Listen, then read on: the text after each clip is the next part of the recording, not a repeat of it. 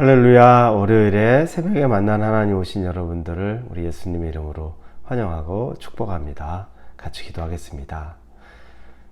신실하신 하나님 앞에 감사를 드립니다. 하나님이 신실하다는 것은 하나님은 늘 어김없이 우리를 사랑하신다고 말씀하셨고, 실제로 우리를 사랑하셨고, 우리를 인도하신다고 말씀하시며 실제로 지금까지 우리를 인도하고 계십니다. 그 신실하신 하나님 앞에 감사의 우리가 표현이 인색했고, 하나님을 향한 마음의 고백이 우리 안에 가득하지 못했음을 회개합니다.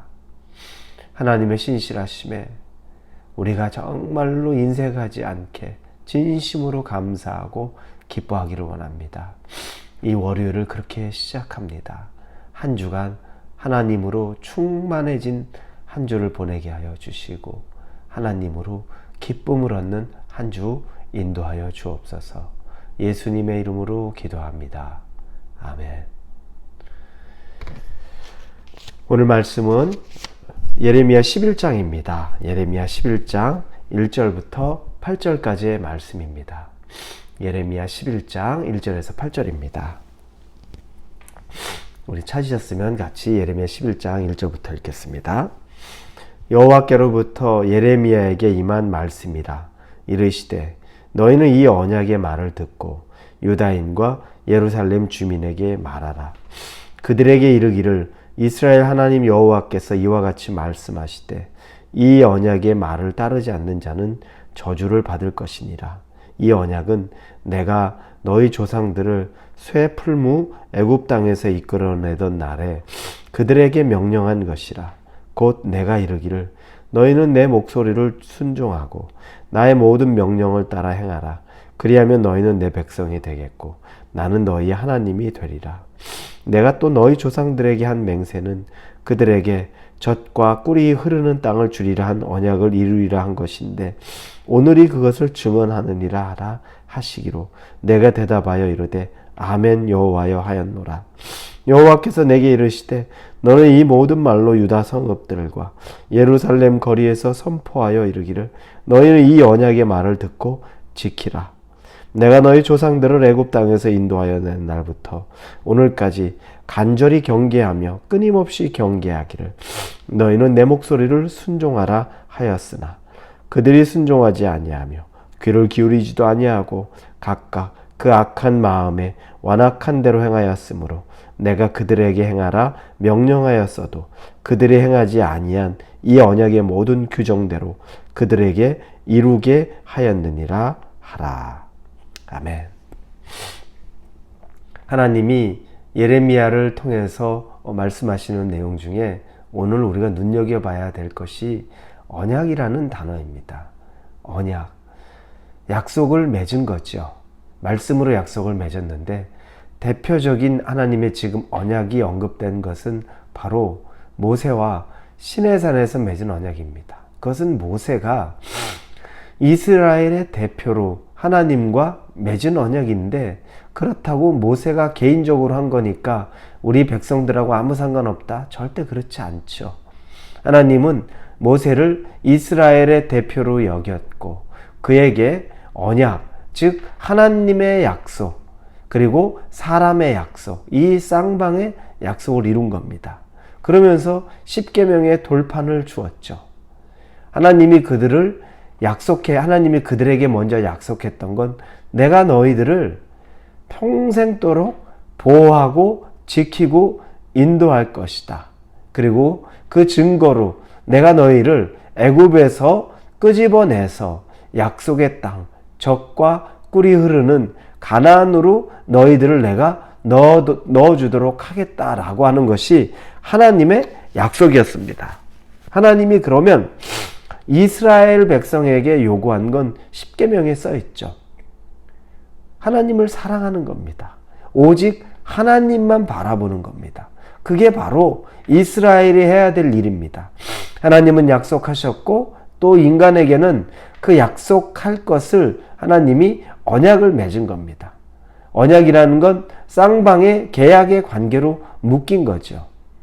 하나님은 직접 그 일을 진짜 하셨습니다. 그래서 오늘 본문 5절에 보면 내가 또 너희 조상들에게 한 맹세는 그들에게 젖과 꿀이 흐르는 땅을 주리라 한 언약을 이루리라 한 것인데 오늘이 그것을 증언하느니라 이렇게 나옵니다. 내가 약속했지 너희를 젖과 꿀이 흐르는 땅으로 인도할 것이다. 그런데 오늘이 그것을 증언한다. 이건 뭐냐면 지금 너희들이 있는 곳이 바로 그것이다. 가나안이다. 즉 나는 너에게 약속을 지켰다라고 하나님이 분명하게 말하는 거죠. 나는 언약을 지켰어. 내 입장에서 내가 너희들을 그곳에서 애굽에서 끄집어내고 광야를 지나 가나안 젖과 꿀이 흐르는 곳에 내가 너희를 보내겠다고 하는 약속 지켰어. 그 증거는 너희들이 지금 있는 곳이 바로 그것 아니냐? 라고 얘기합니다. 그 이야기를 듣자마자 예레미야가 아멘 여호와여 라고 대답합니다. 맞습니다. 하나님은 그 일을 하셨습니다. 지금 제가 말씀을 듣고 있는 이곳이 바로 하나님이 약속하신 그 땅입니다. 우리는 이곳에 들어와 있습니다. 맞습니다. 이루어졌습니다. 라고 하는 고백인 거죠. 하나님은 여러분 약속을 이루는 분입니다. 그분은 당신이 하신 말씀은 반드시 이룹니다. 그런데 문제는 이 언약이 이스라엘 편에서 이스라엘 사람들의 입장에서 이 언약을 지키지 않은 겁니다. 쌍방에 하나님은 먼저 다 지켰는데 이스라엘은 그 약속을 지키지 않았습니다. 하나님만 바라본 것이 아닙니다. 수많은 이방을 바라보고 그 가운데서 다른 신을 섬기고 다른 신을 즐거워하고 그들에게 자신의 인생을 맡기고 소망을 구하고 기도하는 그런 삶을 삽니다. 여러분, 하나님이 여러분에게도 나만 바라보라. 내가 너의 인생을 책임지겠다고 말씀하시고 지금까지도 하나님이 그렇게 인도하실 겁니다. 그런데 여러분이 혹시 하나님과의 언약을 깬 것은 아닙니까? 쌍방의 약속 중에 하나님은 여러분을 지금까지 인도하셨는데 여러분이 그 약속을 깨버린 건 아닙니까? 하나님 대신 더 사랑하는 것이 있었고 하나님 대신 더 의지하는 것이 있었고 하나님 대신 더 기뻐하고 즐거운 것이 있었습니다. 세상의 것이 너무너무 기쁘고 즐겁고 의지가 되고 믿을만 했던 것, 그게 바로 내가 섬기는 우상, 하나님과의 언약을 지키지 않은 것이 되는 겁니다. 여러분, 이것이 현실입니다. 언약이 그러면 파괴된 거죠.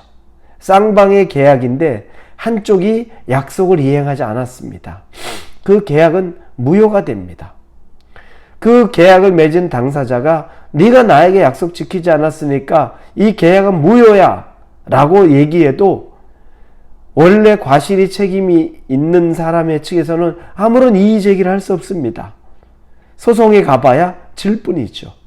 왜냐하면 서로 바인딩돼 있던 그 계약이 나로 인해 일방적으로 깨졌기 때문입니다.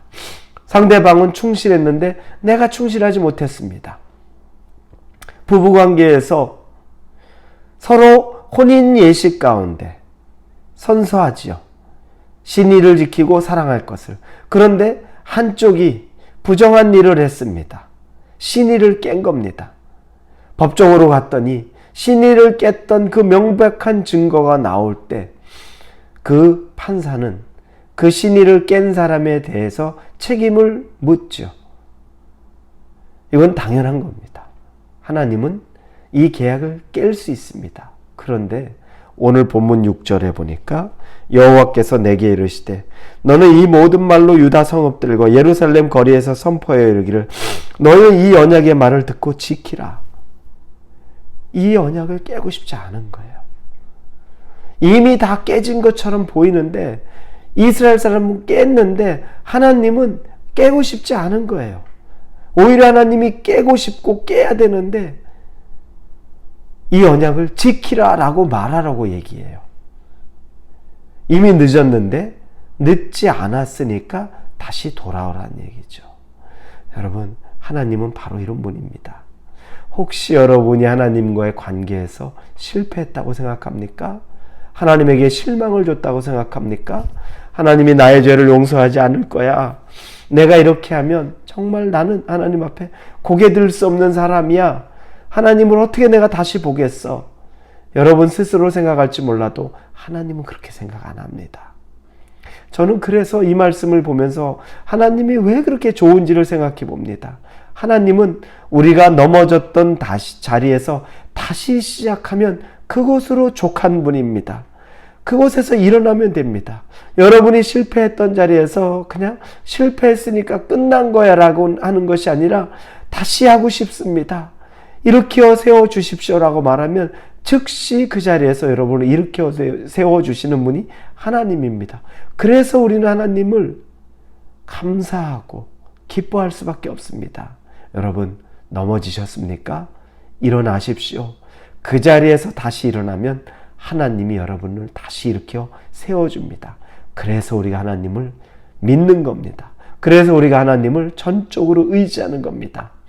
우리는 마음이 바뀌어도 하나님은 마음을 바꾸지 않습니다. 기회가 돼서 우리가 하나님에게 돌이키기만 하면 하나님은 기뻐하며 우리를 받으시는 분입니다.